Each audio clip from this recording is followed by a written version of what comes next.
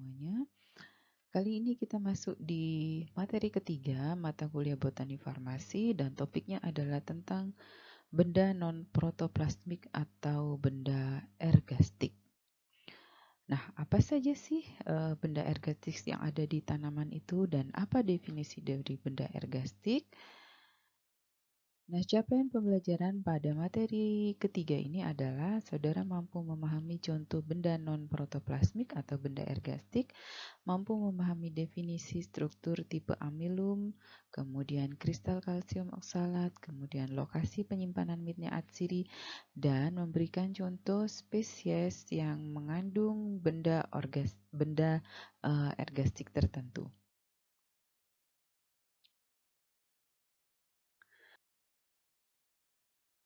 Nah, sebelum masuk pada perkuliahan, ini adalah pokok pembahasan kita hari ini ya. Jadi akan saya jelaskan apa saja jenis dari benda non-protoplasmik itu, kemudian lokasinya di mana disimpan pada sel tanaman. Nah, kemudian bagaimana bentuk atau klasifikasi dari masing-masing benda ergastik atau benda non-protoplasmik tersebut.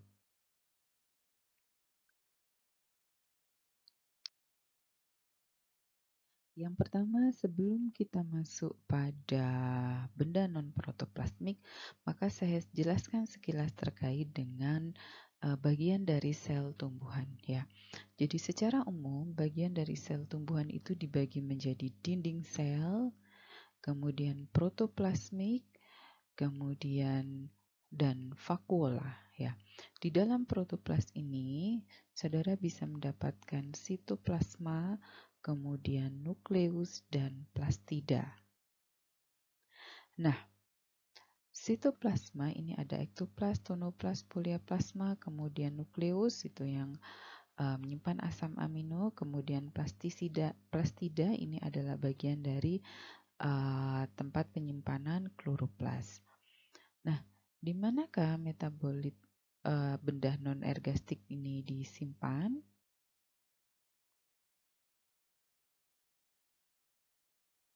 Nah, benda ergastik itu merupakan komponen non-protoplasma, ya. Jadi komponen non-protoplasma ini disimpan di dua lokasi, yaitu di dalam sitoplasma dan di dalam plastida. Di sitoplasma sendiri, benda non-protoplasmik ini dibagi menjadi dua, yaitu dalam bentuk cair dan padat. Yang dalam bentuk cair itu misalnya adalah senyawa alkaloid atau asam organik, kemudian asam lemak, kemudian minyak atsiri.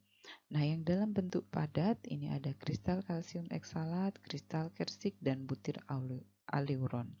Kemudian yang di plastida, ini di plastida, benda non-protoplasmiknya adalah dalam bentuk padat, contohnya adalah butir aleuron dan butir amilum. Ya. Jadi tempat penyimpanan benda non-protoplasmik itu ada dua, di sitoplasma dan di plastida.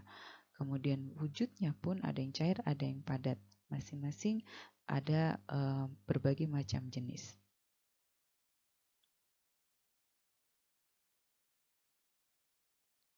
Nah, kita masuk pada contoh benda non-protoplasmik ya. Misalnya adalah benda non-protoplasmik alkaloid ya.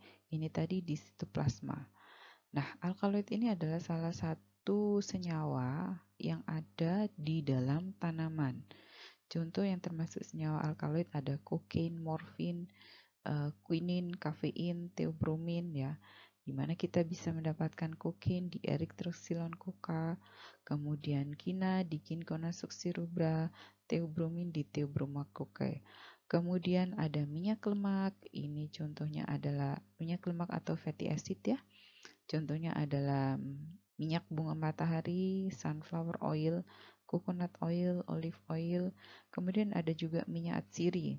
Ada kaju putih oil di Melaleuca kemudian minyak adas di Funiculum vulgare. Nah, ada juga yang asam organik, contohnya asam sitrat di citrus jeruk-jerukan. Kemudian ada asam ascorbat pada Psidium guajava. ada asam tartrat pada Tamarindus indica.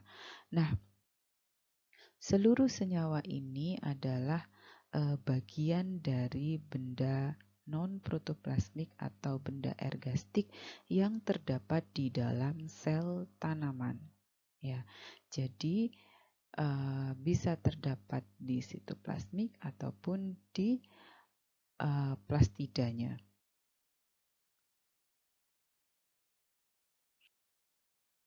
Nah, kita masuk pada benda ergastik yang pertama yaitu butir amilum.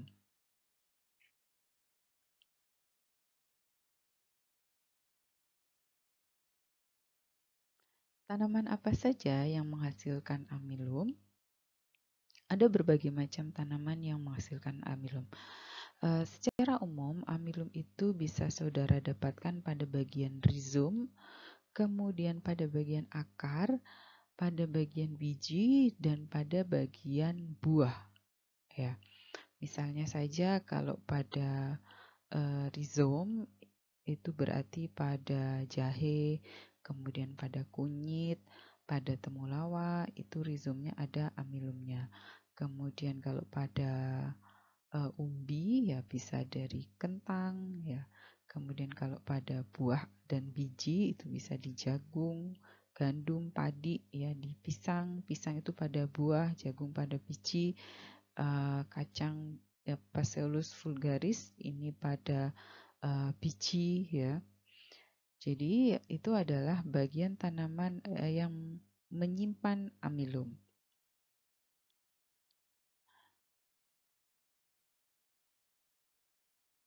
Nah, bagaimana sih struktur dari amilum itu sebenarnya ya? Amilum itu merupakan bentuk polimer dari gugus gula. Ya, ada dua jenis penyusun amilum yaitu dalam bentuk amilopektin dan amilosa. Nah, amilopektin ini tidak larut di air, ya. Kenapa dia tidak larut di air? Karena dia polimernya lebih panjang dan bentuknya adalah siklik. Tapi kalau amilosa ini larut di air. Nah, amilopektin untuk mengidentifikasi ya, ini ditambahkan iodium, warnanya berubah menjadi violet kebiruan atau ungu.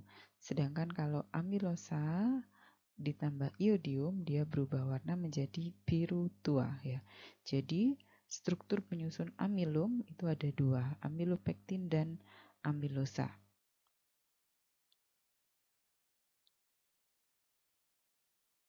Nah, kita mengklasifikasikan amilum berdasarkan jumlah hilus ya. Jadi bisa berdasarkan jumlah hilusnya dan bisa juga berdasarkan dari posisi hilusnya. Mana hilus? Hilus itu adalah ini, titik yang di tengah ini namanya hilus. Kemudian kalau yang garis-garis ini namanya lamela. Saudara bisa mengidentifikasi hilus dan lamela ini secara detail pada Amylum solanum tuberosum atau kentang. Nah, kalau berdasarkan lokasi atau posisinya, jadi kalau hilusnya di tengah ini disebut juga dengan Amylum concentris ya, dengan hilus yang ada di tengah. Kalau hilusnya ada di pinggir, di tepi seperti ini disebut juga dengan Amylum excentris. Jadi hilusnya ada di tepi. Kemudian kita klasifikasikan berdasarkan jumlah hilus. Ada amilum dengan hilus tunggal, satu aja, amilum dengan hilus setengah majemuk, ya, dan ada amilum dengan hilus majemuk seperti ini. Ini biasanya saudara akan temui di amilum jagung, Zeamyce, atau amilumnya Oryza sativa.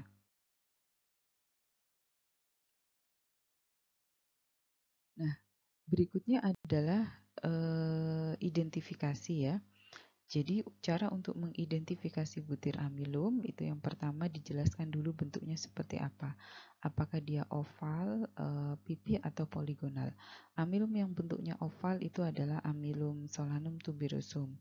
Kemudian Curcuma domestica, Curcuma santoriza itu bentuknya oval. Kemudian amilumnya Rheum palmatum. Kemudian siapa lagi ya? amilumnya Glycyrrhiza glabra atau akar manis itu juga bentuknya oval. Nah, yang bentuknya poligonal itu ada amilumnya zeamyce atau jagung. Jadi ketika praktikum dan saudara mengidentifikasi amilum ya maka dijelaskan itu bentuknya apa. Kemudian tipenya apa? Apakah dia tunggal, majemuk atau setengah majemuk ya berdasarkan jumlah hilusnya. Kemudian ukuran ini relatif sulit ya karena di mikroskop yang saya gunakan tidak ada skalanya. Kemudian posisi hilusnya, apakah dia konsentris atau eksentris? Posisi lamelanya ini menyesuaikan dengan posisi hilus dan ketika ditambahkan dengan larutan iodida itu berubah warna menjadi apa? Nah, perubahan warna ini akan menentukan unit polimer penyusunnya, apakah amilopektin atau amilosa.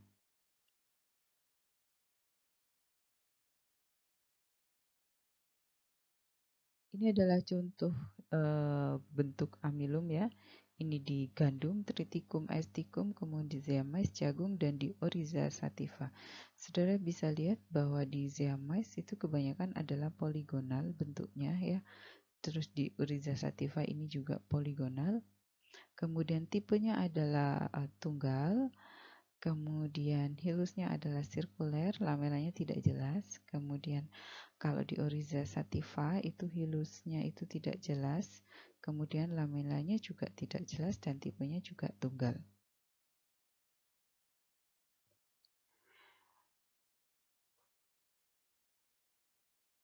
Kemudian ini adalah amilum dari Solanum tuberosum. Nah, seperti yang saya jelaskan tadi, Solanum tuberosum itu adalah salah satu tanaman yang lamela dan hilus dari amilumnya tampak jelas. Ini dari Manihot singkong dan dari Phaseolus vulgaris atau kacang kedelai ya.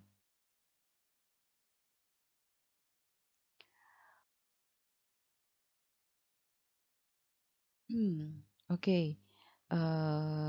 Nah, kalau ini adalah amilum dari Curcuma domestica atau kunyit ya.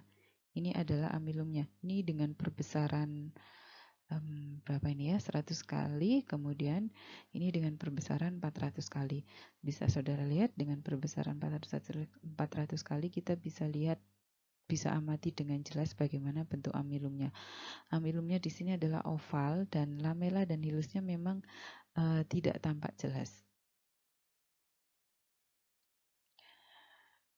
Nah, ini masih amilumnya kunyit ya. Beberapa amilum dari kunyit ini menunjukkan lamela ya, meskipun sangat tipis dan samar sekali lamelanya.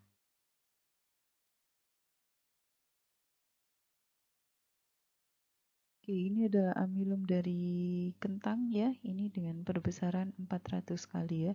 Kita bisa lihat di sini bentuknya adalah bulat telur, kemudian tipe amilumnya tunggal, posisi hilusnya adalah eksentris ya, kemudian posisi lamelanya konsentris dan eksentris. Nah, ini adalah klasifikasi dari tanamannya ya, Solanum tuberosum atau kentang. Apa sih fungsi amilum di farmasi itu sendiri? Kenapa kok kita belajar tentang amilum? Karena nanti pada saat saudara memproduksi suatu obat ya, tentu saja ketika pada proses pembuatan obat itu tidak akan berdiri sendiri ya. Jadi tablet paracetamol, tablet natrium diklofenak, tablet vitamin C yang saudara konsumsi itu isinya bukan cuma senyawa aktifnya saja, tapi di dalamnya itu banyak eksipien atau bahan tambahan. Dan kebanyakan eksipien dari bahan obat itu adalah turunan dari amilum. Ya, saya sebut turunannya karena memang banyak sekali derivatisasi ya. eh, Proses pengolahan amilum menjadi bentuk turunannya. Jadi amilum ini bisa digunakan sebagai eksipien bahan pengisi ya untuk bahan pengikat, kemudian untuk disintegran, kemudian suspensi amilum ini juga digunakan untuk keracunan iodin, kemudian amilum Gliserin digunakan sebagai basis Pustoria. Kemudian selain itu, kalau saudara pakai handscoon, itu amilum juga digunakan sebagai sterilized mace ya pada sarung tangan. Nah, itu adalah beberapa kegunaan amilum. Berikutnya kita masuk pada kristal kalsium oksalat ya. Benda ergastik yang berikutnya adalah kristal kalsium oksalat. Ada berbagai macam bentuk dari kristal kalsium oksalat ya. Jadi ketika kita mengidentifikasi kristal kalsium oksalat, paling umum memang yang diidentifikasi adalah bentuknya. Bagaimana bentuk dari kristal yang diamati. Ada bentuk stiloid, kemudian ada bentuk roset, ada bentuk rafida, ada bentuk serabut kristal. Kemudian ada juga dalam bentuk mikrokristal atau pasir. Kemudian ada juga dalam bentuk prisma, monoklinik, dan ada juga dalam bentuk kristal kembar. Ya. Ada beberapa bentuk dari kristal kalsium oksalat ini yang merupakan kristal kalsium oksalat majemuk ya. Contohnya misalnya adalah roset. Roset itu merupakan kumpulan dari kristal kalsium oksalat dalam bentuk rafida atau stiloid yang saling bersilangan. Sehingga kalau rafida atau stiloid ini saling bersilangan, dia akan membentuk kristal kalsium oksalat bentuk roset. Roset ini bisa saudara jumpai di Rheum palmatum. Nanti bentuknya sangat jelas sekali kita amati pada saat praktikum dengan sampel Rheum palmatum ya.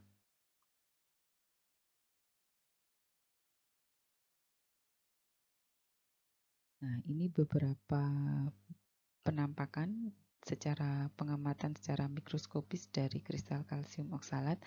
Ini adalah kristal kalsium oksalat yang ada pada batang Amaranthus spinosus atau bayam. Bentuknya adalah pasir. Nah, ini kebetulan tidak begitu banyak kerumbulannya ya, koloninya. Nanti pada saat praktikum, video yang saya tampilkan ya, itu kristal oksalat bentuk pasirnya benar-benar bergerumbul. Jadi kelihatan tebal sekali nanti. Kemudian ini adalah oksalat bentuk roset di akar kelembak atau Rheum palmatum. Nah, kalau ini bentuk jarum atau rafida, ini di batang aloe vera. Kemudian ini prisma yang kecil-kecil ini, ya.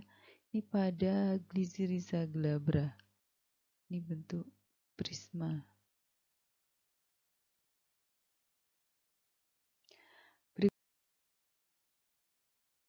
kita masuk pada sistolit ya. Apa bedanya antara sistolit dengan kalsium oksalat dan di manakah saudara bisa mendapatkan sistolit? Sistolit ini merupakan penjuluran dinding sel yang tersusun atas silika dan kalsium karbonat ya. Bentuknya adalah sferoid atau elips ya, dan dia terdapat di dalam sel yang disebut dengan litosis ya. So, ini adalah litosis yang di dalamnya terdapat sistolit. Sistolit tersusun atas apa? Tersusun atas silika dan kalsium karbonat. Dan sistolit ini khas sekali hanya akan saudara temui pada sel epidermis. Ya, dia tidak mungkin muncul di bagian korteks batang atau di bagian parenkim rizom atau di parenkim daun gitu ya. Jadi sistolit ini hanya akan saudara temui pada epidermis daun ya, karena dia merupakan bentuk modifikasi dari sel epidermis. Nah, bagaimana cara membedakan kristal kalsium oksalat dan kalsium karbonat? Caranya adalah dengan menambahkan asam asetat. Kalau ditambahkan asam asetat kemudian larut, maka itu adalah sistolit yang tersusun atas kalsium karbonat. Tapi ketika ditambahkan asam asetat encer dan tidak larut, maka itu adalah kristal kalsium oksalat. Benda ergastik yang berikutnya adalah minyak atsiri, ya. Ada beberapa lokasi penyimpanan minyak atsiri. Jadi minyak atsiri itu pada tanaman bisa disimpan di sel minyak, bisa juga di kelenjar minyak, bisa juga di vite atau saluran minyak, bisa juga di rambut kelenjar. Tanaman apa yang yang minyak atsirinya disimpan di sel minyak? Misalnya adalah kayu manis. Nah, yang disimpan di kelenjar minyak contohnya adalah Zingiber officinale atau Curcuma domestica atau Curcuma santoriza. Kemudian yang di saluran minyak itu adalah Funiculum vulgare atau adas. Kemudian yang di rambut kelenjar, contoh tanamannya kalau yang di rambut kelenjar itu adalah Mentha piperita, kemudian lavender, ya, kemudian rosemary, geranium, ya. Jadi tanaman-tanaman yang daunnya itu memiliki rambut penutup atau trikoma dan baunya itu harum. Nah, kemungkinan besar minyak atsirinya itu disimpan di rambut kelenjar atau di trikoma tersebut. Nah, butir aleuron itu merupakan tempat penyimpanan protein, ya, yang tersimpan di minyak biji dan buah, ya. Jadi karena itu aleuron itu pasti akan saudara temui pada bagian biji atau buah di bagian endodermisnya. Nah, bagaimana cara mengidentifikasi aleuron? Caranya adalah dengan menambahkan asam pikrat, warnanya akan kuning. Dan kalau ditambahkan iodin, warnanya kuning kecoklatan. Kesulitannya biasanya adalah membedakan antara aleuron dan butir amilum. Karena bentukannya itu biasanya hampir mirip.